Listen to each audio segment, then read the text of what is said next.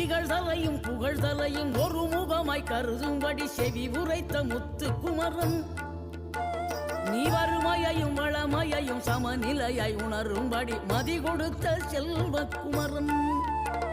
தடை 100 வந்தாலும் செயல் வெற்றி ஆக்கி தரும் தாராள குணம் கொண்டவன்